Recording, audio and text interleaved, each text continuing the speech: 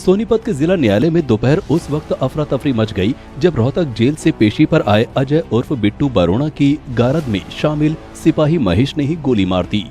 Court के बाहर बख्शी खाना के बाहर बस में बैठे बिट्टू के कनपटी पर सिपाही ने चाइनीज पिस्टल से 3 गोली मारी।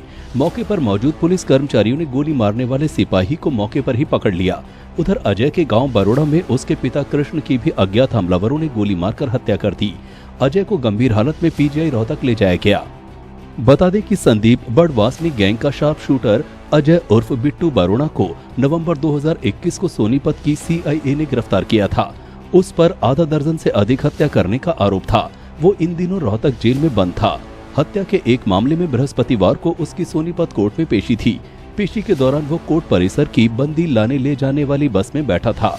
वहीं मृतक के परिजनों ने सोनू मलिक, उसकी पत्नी रामकरण और महेश पर हत्या करने के आरोप लगाए हैं। कौन कौन है जी वो? एक तो मतलब सोनू मलिक और सोनू मलिक की बहू उन्हें कहा दी थी मारे टुडे अब मरवाऊंगा छोटू को ना तने भी ठीक से। एक सोनू मलिक की बहू और एक यो मुनिया ये बुआ बताऊंगे कौन कौन मारनिया थे। और एक भाई रामकरण ये मेरे दुश्मनों को मेरे से मरवाया मेरा वो पुलिस रामकरण है ना वो मेस मेरे दुश्मनों को नहीं भाई गाँव में।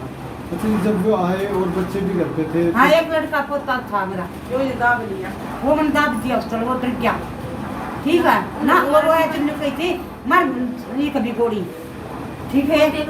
हाँ मेरे पोते कभी एक में कोई गोली मार दो वो आपने बचा लिया ना? वो मैंने दाब दिया डरता वो दब गया वो भाग रहा है कमरा में देख लो। कितने जने आए थे?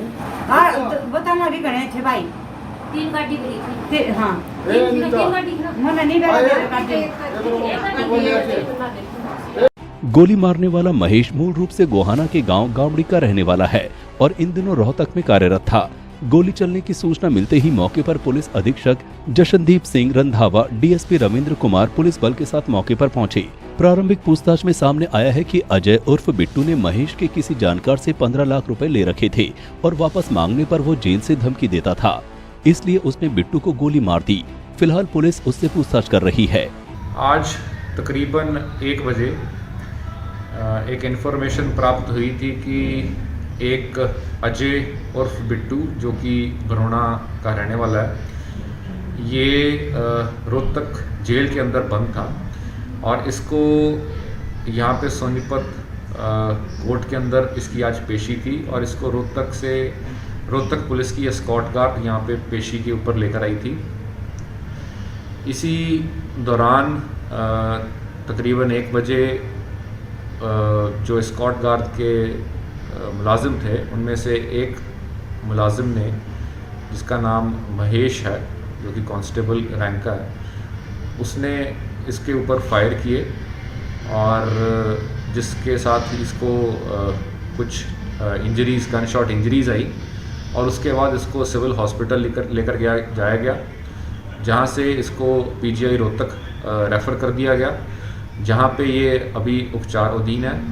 और जो एक्यूज़ था उसको मौके से ही जो कोर्ट कम्प्लेक्स की सिक्योरिटी और अन्य मुलाजिम थे उन्होंने वहां से उसको डिटेन किया और उससे अभी पूछताछ चल रही है। सर उसने शराबी से वालों से गोली मारी है? जो अभी तक की प्रिलिमिनरी जांच में पता लगा है कि वो उसके अंदर कोई private company made weapon use हुआ है। सर उसके फादर को भी गांव में गोली मारी गई कोई अज्ञात बदमाशों ने? जैसे ही ये इंसिडेंट हुआ था तो उसी के कुछ मिनट बाद ही कुछ अपराधियों द्वारा बरोड़ा गांव के अंदर बिट्टू के फादर के ऊपर भी गोलियां चलाई गई, जिसके अंदर उसकी मृत्यु हुई। उसके अंदर हमारे पास जो सीसीटीवी फुटेज है उसके अंदर कुछ डिटेल्स आई हैं, तो आगे अभी हमारी स्पेशल हमने यहाँ पे 5 टीमें बनाई हैं और डीएसपी सिटी श्री रविंदर के अंडर वो काम कर रही हैं और इसको मैं पर्सनली फॉलोअप कर रहा हूँ और हमें उम्मीद है कि जल्दी ही अपराधियों को हम पकड़ेंगे। जो महेश कांस्टेबल था उसने क्यों गोली चलाई, क्या कारण था, कुछ पता चला? अभी प्रिलिमिनरी जांच के अंदर हम उससे पूछताछ कर रहे हैं, तो जैसे ही जो नए फैक्ट्स आएंगे तो वो आपसे साझे किए जाएंगे। सर उसको फादर को मारने के लिए कितने बदमाश पहुंचे थे, सीसीटीवी में कुछ सामने आया हो? उसमें तकरीबन 4 के आसपास अपराधी लग रहे हैं। बाकी उसको अभी हम और डिटेल के अंदर और अन्य फुटेजेस को खंगाल रहे हैं और सर, कितनी जैसे गोलियां हालात मारी पाए गई? जाएंगे कितनी गोलियां मारी गई हैं उसको?